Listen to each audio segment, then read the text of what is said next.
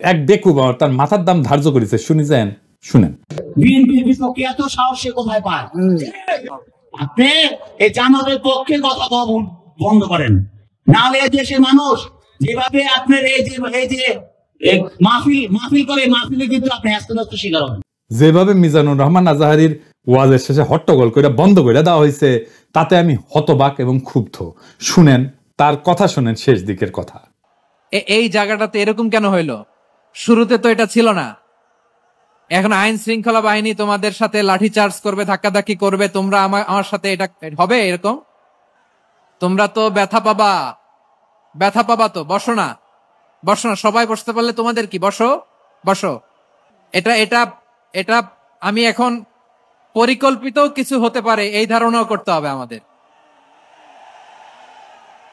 লক্ষ লক্ষ মানুষ বসে আছে, তোমরা একটু শান্ত হবে না? হ্যাঁ, বসো। আর 2 মিনিট একটু কোঅপারেট করো। 2 মিনিট একটু কোঅপারেট করো। জি পুলিশ ভাইরা, হ্যাঁ আস্তে জি বসে যাবে। হ্যাঁ ঠিক আছে, 2 মিনিট। এই বিভাগে আমার আর আসা হবে না, আমি একবারই তো আসলাম। সো যা বলার তো আমি এখনই বলতে হবে, এমন না যে আমি আবার সুনামগঞ্জে আসবো, হবিগঞ্জে আসবো। খুবই গুরুত্বপূর্ণ কয়েকটা কথা আমি রাখবো তোমাদের সামনে। বসো, শেষ করে দিব। এই তো আর 10 মিনিট সময় আছে আমার হাতে। বসো। মাশাআল্লাহ, এই ঠিক আছে। আমি কলে এখানে এক বিশাল ষড়যন্ত্রের গন্ধ পাইতেছি। ঘটনা ছোট, রাজনৈতিক গুরুত্ব অপরিসীম। আজহারী সাহেব নিজেই কইছে যে সামান্য জায়গাটা অল্প কিছু লোকে কাজটা করেছে। শুনেন, পুরো লক্ষ লক্ষ মানুষ, আমি তো দেখতে পাচ্ছি কত লক্ষ লোক হয়েছে। একটা জায়গায় কোনো সমস্যা নাই, এখানে কয়েকশো ছেলে পেলে এই ধাক্কাধাক্কি। না নিজে শুনতে পারতেছো, না অন্যকে শুনতে দিচ্ছ, না আমাকে বলতে দিচ্ছ। কি করতেছো তোমরা? এগুলো কি করতেছো? আমি আজকে just as a gesture of goodwill, আমি নামটা কইলাম না কে করিছে, কয়া দিমু কিন্তু কে করিছে। এইটা এই হট্টগোল হয়ে কেন সুষ্ঠুভাবে শেষ করতে পারলেন না তাফসীর মাহফিল আজহারী সাহেব?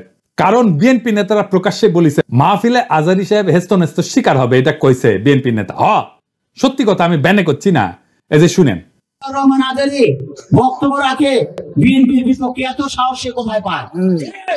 আপনি এই জামাতের পক্ষে কথা বন্ধ করেন, নাহলে দেশের মানুষ যেভাবে আপনার এই যে মাহফিল করে, মাহফিলে কিন্তু আপনি আস্তে আস্তে শিকার হবেন।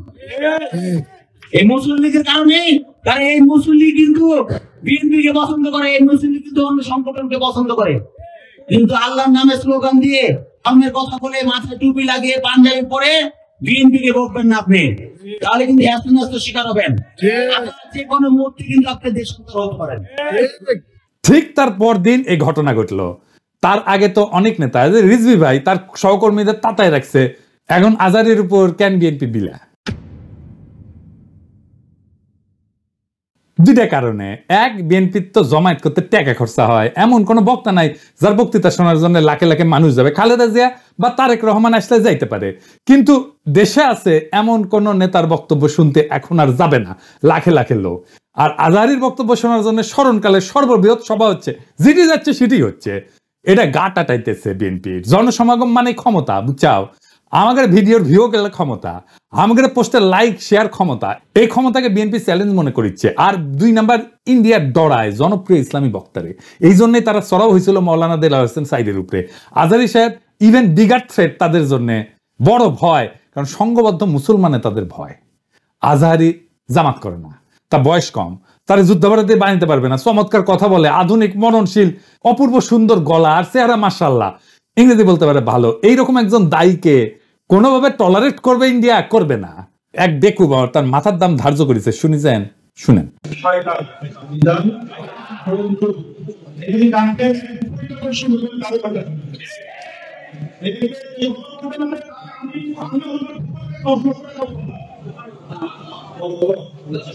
দেখেছেন তার জানের উপরে উঠে গেছে।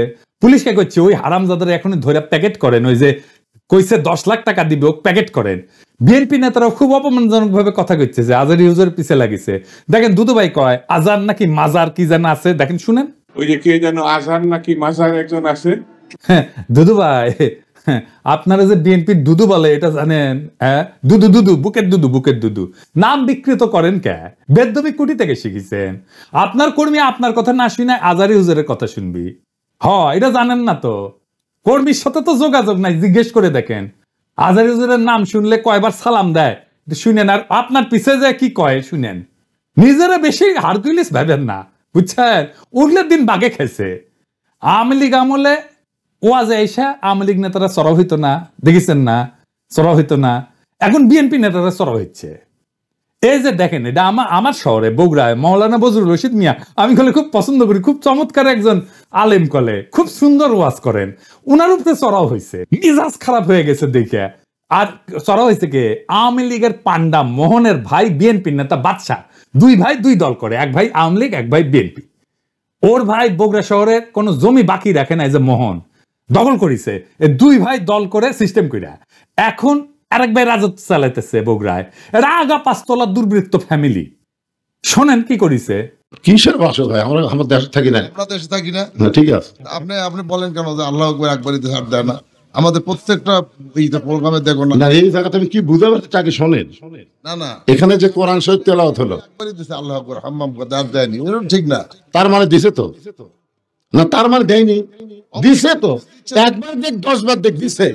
আপনারা কোন আওয়ামী লীগের মধ্যে দিছে? আপনি তো বললেন একবারই দিছে আর দেয় না, এটা তো ঠিক না। আমি একটু আমার প্রধান বক্তার সাথে দ্বিধা করেছিলাম যে উনি বলতে চেয়েছিলেন যে একবারই হাম্মাম সাহেব বলছেন, এবং তারপর কি বলছেন আমি আসলে এই কয়েক যখন বলতে একবার বলেছেন, আমি সেটাকে দ্বিধার করেছি। আমরা ইসলাম কারো ব্যক্তিগত সম্পত্তি নয়, ইসলাম সকল মুসলমানের সম্পদ। কেউ যদি মনে করেন যে আমার ইসলাম হয় এখানে আর ধরো না, এটা তো সঠিক না। যারা ক্ষমতার থাকতে যা করেনি, তারা ক্ষমতার যাওয়ার আগেই তার সাথে বেশি করতেছে। ধরে কোন কথা ঠিক কি না? রাধা বাদশাহ আউট হয়ে গেছে। মাহফিলে যারা যাবেন, কোন রাজনৈতিক নেতা যদি আলেমের সাথে বেদবি করে না, একেবারে পায়দা ফেলাবেন, পারমিশন দিলাম, আমার নামে যেন কেস দেয়, আমি কয়ে দিছি। আর হুজুরেরা আপনাদের বলি, বেদবি নিয়েন না। আপনারা কোন আক্কেলে এই সমস্ত রাজনৈতিক দুর্বৃত্তদের ওয়াজের মঞ্চে আপনাদের পাশে বসতে দেন? ওদের সে যোগ্যতা আছে আপনার পাশে বসার? পাবলিকে তো আপনার ওয়াজ শুনবার এসেছেন নাকি? ওই গুলো ক্ষমা দেখবার আসছে, তা তো আসে নাই। আমি দুঃখিত, মুখ খারাপ করলাম, হুজুর বেয়াদবি মাফ করে দিয়েন, কিন্তু এ তো মেজাজ খারাপ হয়ে যায়। তো আপনি কেন ওগ্রে পাশে বসান কেন? আপনার ওয়াজে জমায়েতের ফুটেজ খাবার আসে, ওই হারামজাদা নিজেরা দেখলে তো পাবলিক আসবে না, কথাও কবে পারে না। আপনার ওয়াজের জমায়েতের ফুটেজ খাবার আসে, এটি এসে সে দেখায় যে আমি মেলা বড় নেতা। এগুলোর পাত্তা দিবেন না, দাবরানি দিবেন, সাইজ হয়ে যাবে। ওয়াজের দিন তারিখ যেদিন ফাইনাল করবেন, ওই সময় কয়ে নেবেন মঞ্চে, যেন কোনো রাজনৈতিক নেতা না উঠে। এই হারামজাদাগুলো সেকুলার সাজে, কয় যে ধর্মকে রাজনৈতিক উদ্দেশ্যে ব্যবহার করা যায়। তুই উঠিস কেন ওয়াজের ইয়েতে? তুই রাজনীতি করিস তো, তুই ধর্মকে ব্যবহার করিস কেন? তাইলে তুই উঠিস কেন ওয়াজের স্টেজে, মঞ্চে? কোন রাজনৈতিক নেতাদের বক্তব্য দিতে দেওয়া যাবে না। ওরা কয় না নির্বাচনে আসেন, রাজনীতিতে আসেন, কয় না। হ্যাঁ, এই যে দুদু ভাই কইছে, এই যে শুনেন, ভাইরে রাজনীতি করবেন স্বনামে আসে, আড়াই লাখ লাগে রাজনীতি করেন। এবার কইবেন তুই এটা ওয়াজ কর, নিজে নিজে কর, দেখি হাউ মেনি প্যাডিতে হাউ মেনি রাইস, পারিস নাকি দেখি। আগামীর বাংলাদেশে রাজনৈতিক দুর্বৃত্তদের ঠাঁই নাই। হাজারো ছাত্র জনতা এমনি তাদের জীবন দেয় নাই। আমরা নতুন রাজনীতি চাই, আমরা নতুন কণ্ঠস্বর চাই, আমরা ফ্রেশ জিনিস চাই।